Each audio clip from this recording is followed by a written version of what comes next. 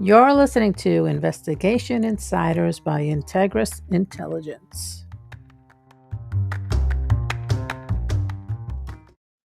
Hello again, everyone. Welcome to another episode of Investigation Insiders. This is Forhad. Hope you are all doing great and enjoying the summer.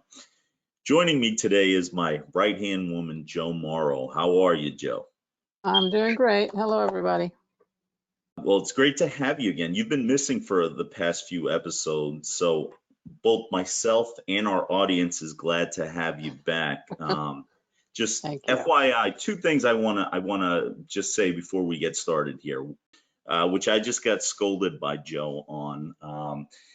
There's a technical difficulty which we experience sometimes when we're recording these things, but the show must go on. My carbon monoxide detector seems to be making a beeping sound every few minutes, so you're going to be hearing that. I apologize in advance about that. It's not because there's carbon monoxide in here, hopefully not anyway, but because there's something just technically wrong with it. So I just want to let you know that. And then two, by the way, Jo, I think people want to hear from you more than they do me. I just got off the phone with the contact that we're working with on this large project on, and I told him to copy you on the emails. And you know what he said?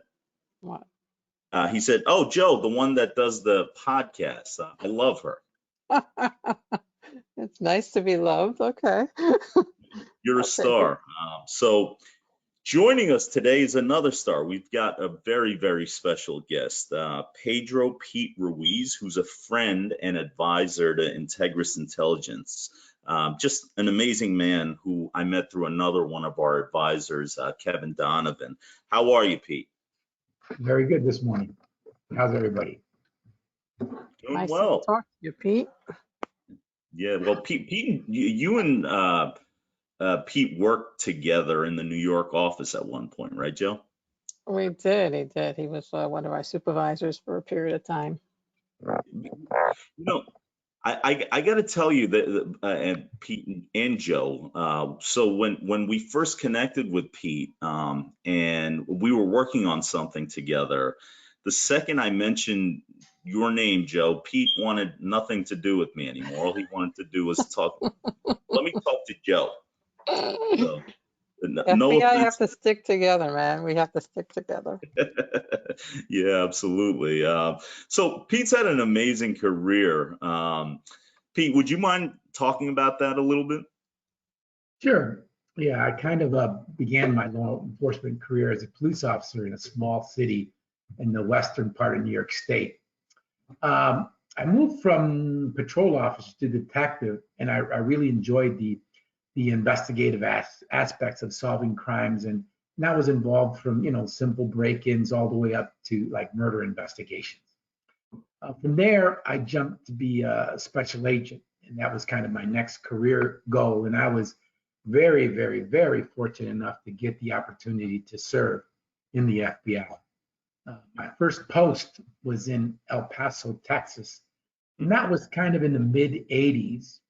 And after 4 years working there, gaining a lot of great experience there along the border, I was transferred to New York City, where I spent most of my career, and I get that's where I spent most of it, in and out of New York. I moved from headquarters, FBI headquarters, to Newark, and then back to New York City for the next 20 so years. And I retired from the New York City office as the head of their then newly formed intelligence division.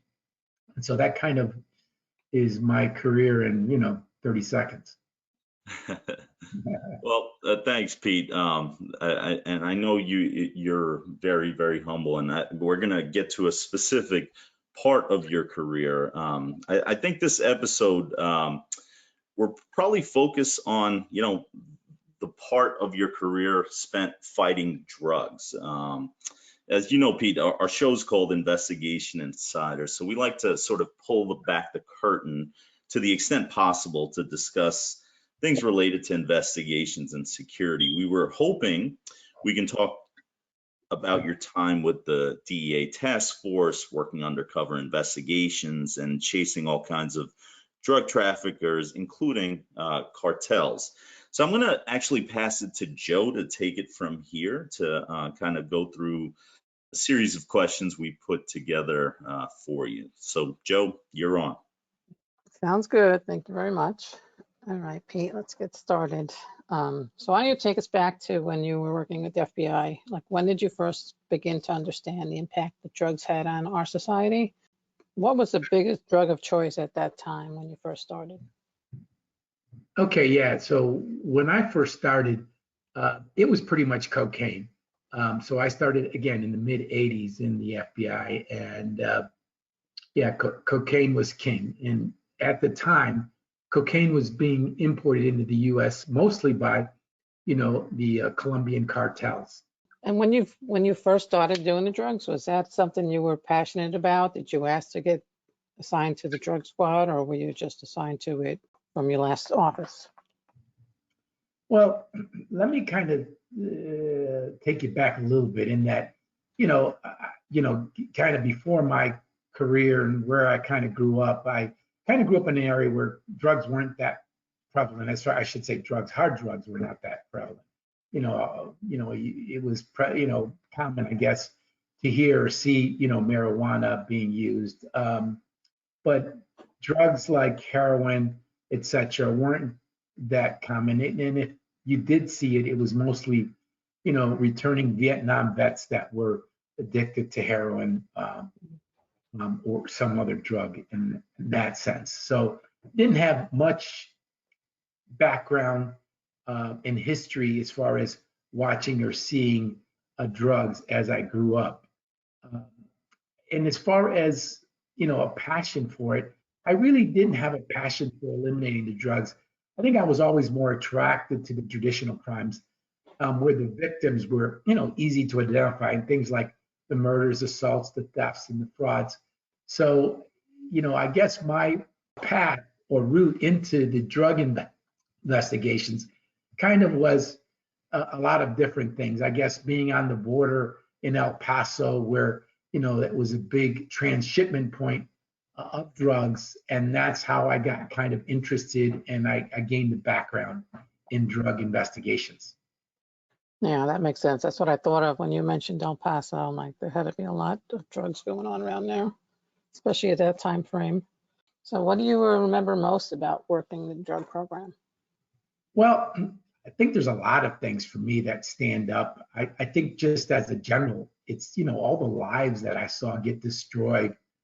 Some of the ruthlessness of the cartel hitmen that I had the opportunity to read about, investigate, and with a couple that I actually met, like during an undercover operation where, this cartel hitman that was 29 years old, but they called him El Viejo, which means the old man, where he was holding court in a bar in just outside of San Juan, Puerto Rico. For me, it was scary to listen to him, talk about, killing people, etc. It was really, that really kind of always stood out in my mind, is just the way that he thought this whole thing was. For him, it was, like eating breakfast. It wasn't not that big of a thing. It was something very common within his world. So that was one of the things that really kind of left an impact on me. Some of the other things was just the obscene amount of currency that they generated. I just remember walking in and going into some of these apartments in New York City where I remember one in particular where there was, close to $3 million worth of currency, most of it in small bills. And it was stacked up 3 feet high along a wall. And it was, 4 or 5 feet deep. Just to see that much cash in one place was really, it was really crazy. Yeah, that's kind of some of the things. I guess some of the most memorable and effective investigative aspects were, for me, using an undercover operation and wiretaps against these trafficking groups. just kind of thinking back on the South American drug trafficking squad that I worked in when I was in Queens there. That was kind of the thing that stood out, how the undercover and the wiretaps, I thought, were the most successful against them. Yeah, I get you. Now, you mentioned the old man. So for that type of person or character, relative to other criminals, like what were drug traffickers like compared to other types of criminals that you've arrested or investigated? Right. I think that it just kind of depended on, whether they were street peddlers or they were drug importers. Now, with the importers, and again, those are the cartel folks and the lieutenants of the cartel folks that used to run the cells, around the U.S. Those guys they wanted to be businessmen. I think for them, it was important that they kind of shield their identity, that they fit in, that they kind of blended in with the environment. So those were that was the act that they put on, in their day-to-day lives. And that was something that I saw, during the investigations when we did the wiretaps and obviously the surveillances and in the background investigations. They wanted to keep, what they did pretty common and, ordinary, again, so that law enforcement wouldn't focus in on them and what their activities were. But so that was on one end. Then obviously you've got the street peddlers, where that, they were, again, lots of times they were the street, they were users, etc. And they, typically acted like, who you would think or what you would think, anybody that's doing drugs, on a major metropolitan street, all kinds of crazy there. I mean, you're bringing me back to, I worked on Dominican drug cases when I was first an analyst. And one of the agents was very good to me. She brought me out on the street just to see the location of where they were going to do the takedown, like where this one group was selling their drugs, how they worked. So that's always been sticking in my memory. That's something, being an analyst, not being able to go on the street that much, I was able to see how things are done, hearing all the conversations and all the evidence they were picking up the buys, and just realizing how territorial this group was. I guess most groups probably were. Their use of payphones was a big thing back then, and how they kind of owned certain payphones in certain locations. For me, that's pretty memorable. Is there a memorable case or an arrest or subject that sticks out in your mind besides the old man? Well, yeah, I think that for me, it's not just one. I think there was a lot of them. When I kind of look back in my career, when I was first in El Paso, and I was a member of the SWAT team there, there was an arrest of a major Mexican drug trafficker that kind of controlled the border, or the drugs that crossed the border, the Texas border, pretty much, that whatever 250 some miles of border. And he was the main person that was, that all these traffickers that crossed, from El Paso all the way, all the way to the coast, they all had to pay him a percentage of what they were, moving across the border there. So anyway, back in the day, he was a pretty huge figure as it related to, to Mexican drug traffickers. The U.S. Mexicans had warrants for this guy for years, and they could never get him. He lived right on the border. There was a small town, Santa Elena, and it was pretty much, right on the Mexican border, and it was right across from the Big Bend National Park. So pretty much a lot of wilderness when you got over onto the other side. So he'd been able to evade, capture, because he had so many informants that were, in his state, the state of Chihuahua, in that state. And so when he heard that the Mexican feds were coming for him, he pretty much walked less than a quarter of a mile across the Rio Grande and be on the Texas side, and couldn't get arrested. And then it was the same, for the U.S. Once, he crossed over the border, And, the U.S. authorities found out that he was in one of the towns or cities along the border there. They would go to arrest him, and sure enough, he would just walk across into the Mexican border. So that was the issue. So anyway, the Nothing Mexicans, better than location, huh? yeah, you're right. So the Mexicans got information that he was holed up in his home in Santa Elena. So they devised a plan with the FBI. And at the time, it was my immediate supervisor. His name was Matt Bedes, and he was the special agent in charge of the El Paso division at the time.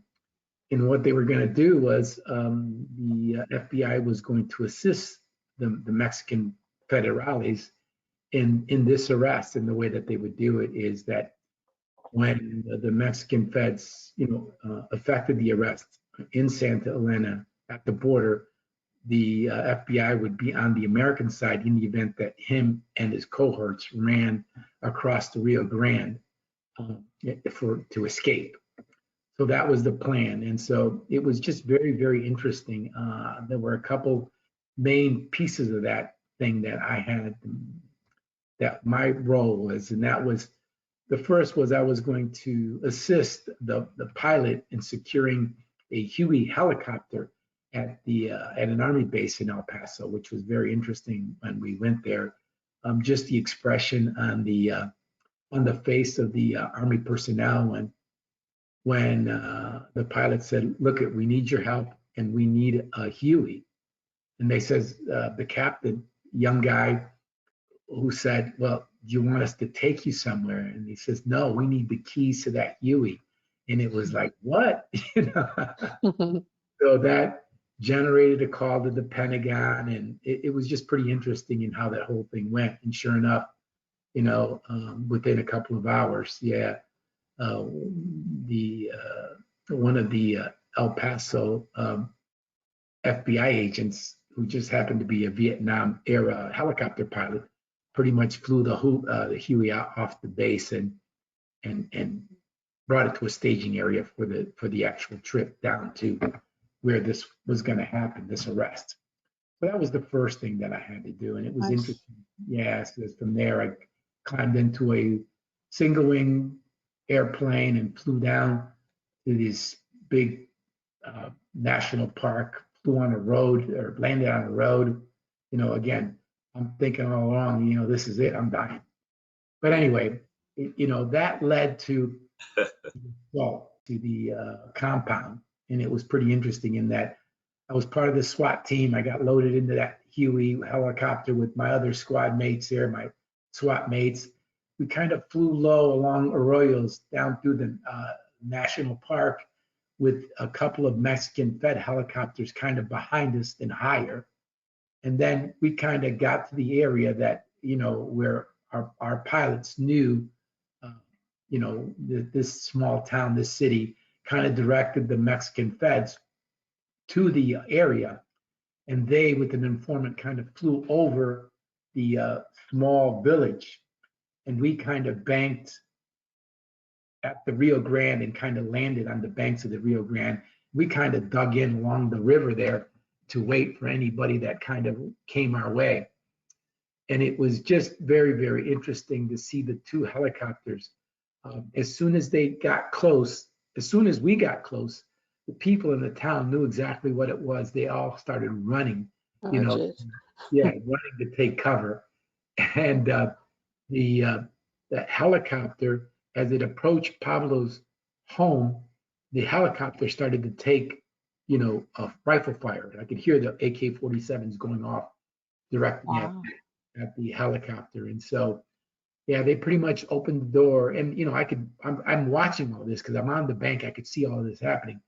As soon as that happened, the Mexican feds open up their door, the helicopter, and push out the machine gun that they had mounted inside.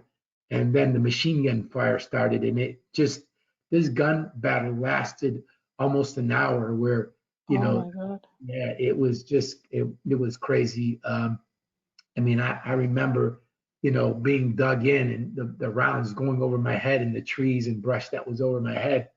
and I'm trying to dig a hole to China. I just wanted to get as low as I possibly could and not to get hit. But Oh my anyway, God. it was, Thank God you didn't get hit. no, Jeez. you're right. It was very, very interesting and memorable in that, one of the Mexican federales got hit, and fortunate enough, he was able to be pulled out of the line of fire and brought back to the American side where my SWAT buddies there flew him to a hospital in Texas, and where they patched him up. He was shot 4 times, and he was saved. But anyway, And he survived. yeah, he survived. So, but it was pretty interesting in that this gun battle went on and on and on, and yeah, they finally had to set fire to the home, and yeah, they went in there and pulled him out after the house was on fire. He apparently had died during the gun battle with gun in hand, and had died waiting for the entry of the Mexican federales. So that was pretty memorable for me that particular night. Oh, Yeah, that was one of the arrests that kind of stands out in my mind. But I think for me, you know, the whole investigative, my whole investigative career against the drugs was mostly undercover operations, and it was in New York City, where I was the case agent on many of these undercover operations, where we kind of did one right after another, and the kind of technique that we used was that we had a group of undercover operations that posed undercover agents that posed as like illicit bankers, where they could launder these drug proceeds, and either exchange the money from small denominations to large, so that it was easy for them to transport it back or do whatever they had to do with it. But also the service that we provided was we could actually wire it back to Colombia or wherever they needed it. Now, obviously, these were very complex investigations. They were run by and approved by the Department of Justice. As a matter of fact, the Attorney General had to approve all of these things.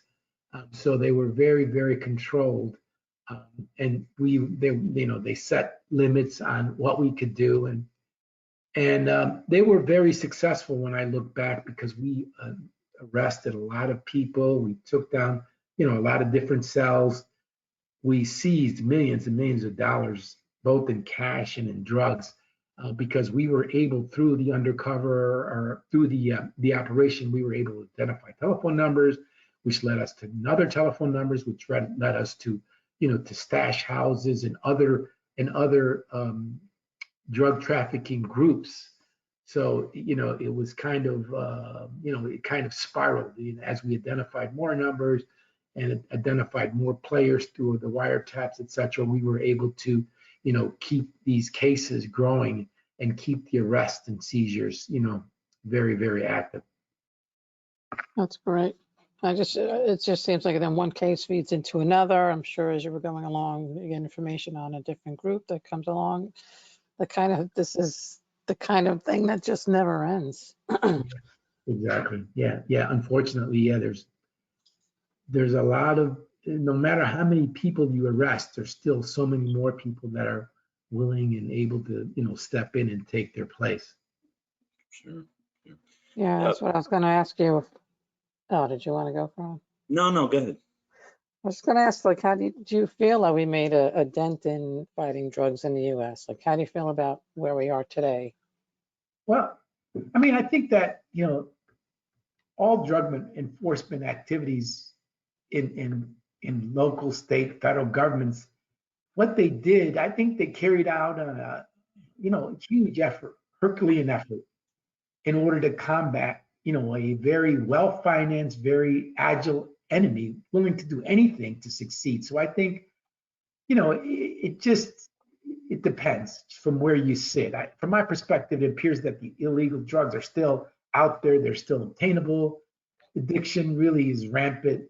And unfortunately, law enforcement drug funding is dwindling. I mean, when you look at, and the focus has dwindled obviously after 9/11, So, um, you know, I don't know. I guess I never believed that enforcement was the only answer and that it would ever solve the drug problem. Um, but I know that it's helped. I think that it's helped, especially you know when it was used in a very coordinated effort. Um, I think that it's helped. I think that where we're going to see more change and more of a dent, I suppose, is we got to change you know societal you know the influences. I mean, I think that that the whole drug problem is so multifaceted. There's when you look at the customers and their perceptions that it's victimless crime, and when you look at society as a whole, a lot of what happens uh, is accepted. And I think that the legalization of marijuana, I think it kind of adds to that notions, and it also gives people the idea that even more drugs will be legalized, over time. Can't say whether that'll happen or not, but I think all of that, I think, is part of the problem, because I think that what it does is, if drugs and drug use is seen as being more legal, more acceptable in society, then more people will do it. If more people do it, then obviously these drug traffickers, their influence, their ability to make money is just going to grow. So I think in that sense, there's still a lot to do. When I look at, some of the countries that have been affected, when you look at a place like Mexico and how, drugs have really influenced that country, it's sad, really. Um, when I look at it, I mean, I see a country that, the death toll there is, in country is amazing. I mean, when you look at, the police, the politicians, the journalists that are killed every day in Mexico, it's just, sickening. It really is. And again, it's that money, it's the cartels, it's that, it's the demand that's really feeding that. And I think the only way that you're gonna really have a big dent in it is if you education. It's not only education, but it's legalization. What do we do about that? Where are we going with that? There's a lot of things, again, but to me, I'm never going to take away from my law enforcement brethren that are out there day and night, combating drugs. I think what they're doing is fantastic. I think that without them, the problem would be even more grim than what it is today. Yeah. Yeah, Yeah. that's pretty. I mean, that part of the what you just talked about is really interesting, because again, many problems boil down to not what ends up, what we end up seeing, but how we get to that point. And the societal issues, the acceptance, things like that are a really interesting thing. One thing I just wanted to hear your thoughts on, Pete, was now, based on where I grew up and some of my upbringing, I got to see a lot of this firsthand, in terms of the street stuff, the drug dealers, the networks, all that sort of stuff. Just where I grew up, where I spent a lot of time. And one of the things, just to bring back the stacks of money, right, that you mentioned, it is incredible how much money is involved. But I also think it's incredible how smart many of the people involved are. I mean, the logistics, the networks, the setting up, the way that things move around, the layers, all those kind of things are incredibly sophisticated and smart. And you wonder sometimes, like, if that energy was used to do something, that's not illegal, obviously, how incredible some of these folks could probably be in doing that kind of work. But I guess one of the issues there is you could never really make that kind of money just about doing anything else in the world, right? Yeah, that's very true. it's funny, when you just kind of reminded me of something interesting with one of the cases that I worked on, and that was this particular cell in New York City. They were generating so much cash, and they were having problems of putting it through the bill counters, the counting machines that they had. That what they did was they actually took the ones out and threw them away. So I know that we had Jeez. surveillance. Yeah, we had surveillance on them, and yeah, we would go to the trash dumps and pick up. I think in total it was like $32,000 in once. They just threw them away. Wow. Wow, that's incredible that 32 grand is not worth your time to kind of make that neat. That's I mean, it really, I remember it too. And there's a lifestyle, there's a cultural, there's all kinds of things associated with it that are alluring. But I mean, it's just amazing how smart some of these folks are. No, I agree. Yeah, I agree with you wholeheartedly. Yeah, very smart, very savvy. And they have a knack, for for police. They sense what's wrong. They're very good at reading body language. All these things. They're very, yeah. I mean, they get to these positions not because they're dumb. They get there because they do have an innate ability to, figure things out and be able Sure. to move and fly. Yep. That's that sort of street education that you can't put in exact. It's not fully tangible, but you certainly see it in certain aspects of life, right? Right. Exactly. Yep. So, well, that's all really interesting. Joe, you have anything else? Otherwise, I'm gonna sort of get into a question I have for you, just knowing how you are. But I'm gonna let Joe. Do you have any other questions on anything or comments before I move on? No, I mean, I'll thank him at the end. I'm learning a lot about Pete that I've known him a long time and worked with him for quite a while, but I'm learning a lot about him. So it's pretty interesting, and I'm glad we did this.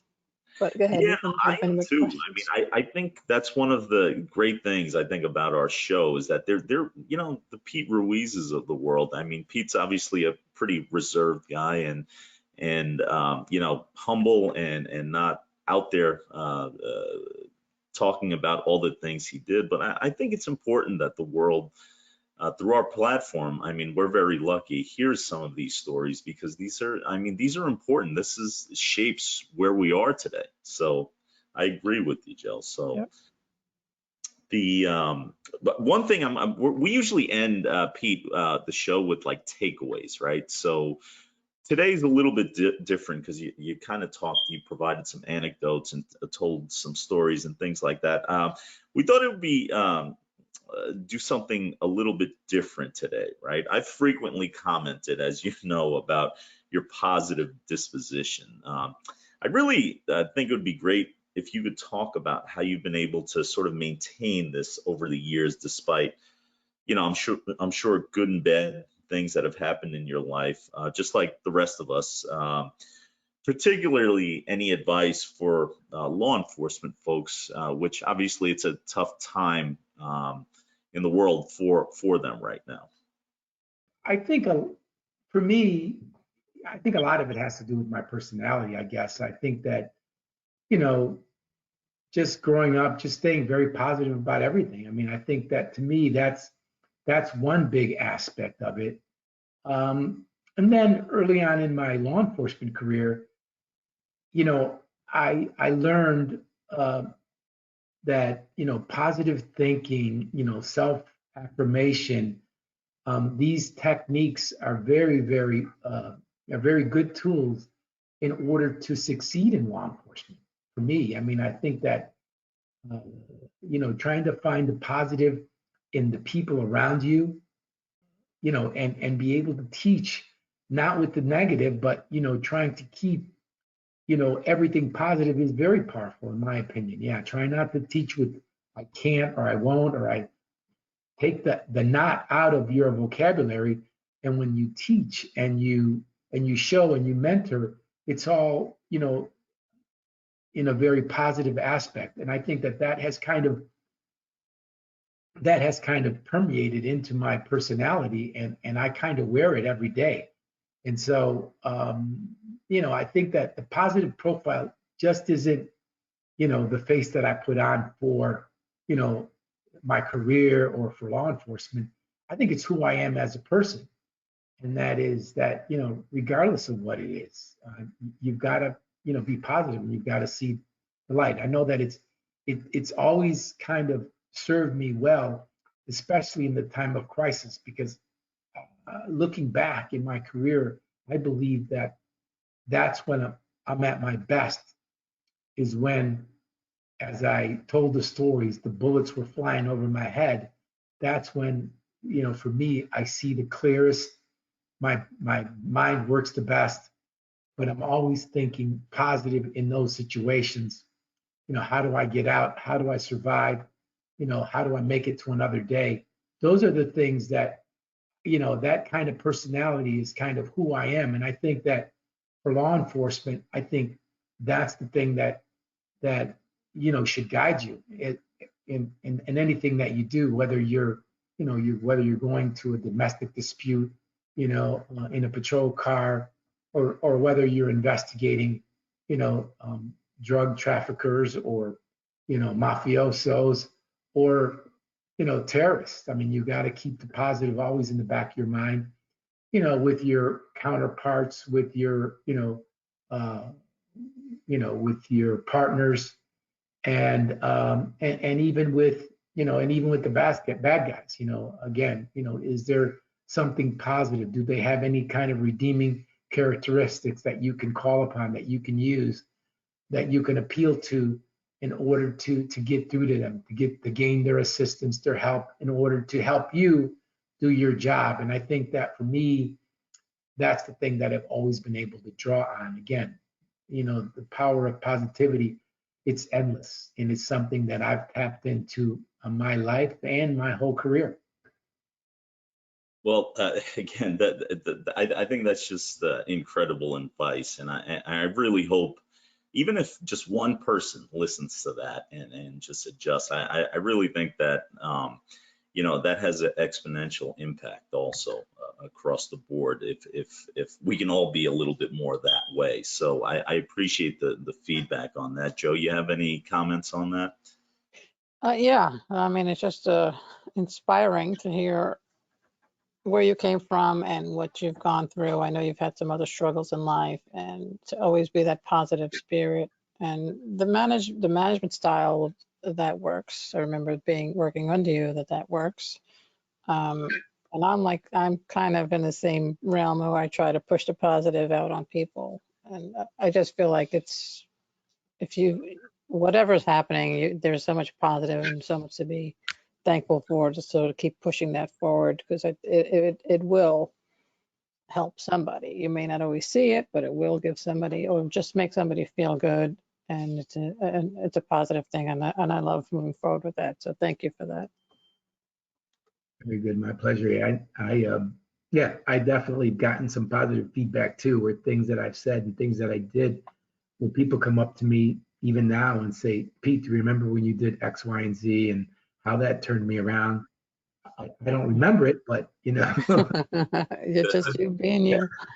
I'm thankful that they took, for me, it was just an everyday interaction or whatever, but I'm happy that they took it, the way that they should, and that it helped them in one aspect of their career or life, which is, that's the compliment, that's the payoff, I guess, for me. It's fantastic. Well, no, that's really fantastic. So, unless Pete or Joe, you have anything further you want to get out there, that concludes our episode.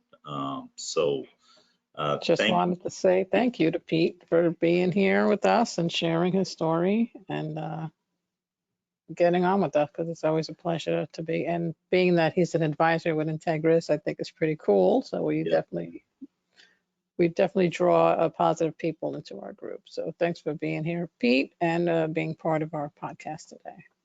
Definitely my pleasure. I'll do it anytime you want. Thanks, Pete, and thanks everyone for joining us. Please feel free to send any comments or questions to info@integrasintel.com. We'll put Pete's LinkedIn bio in the description of the podcast. You can also reach out to us if you'd like to connect with him for any reason.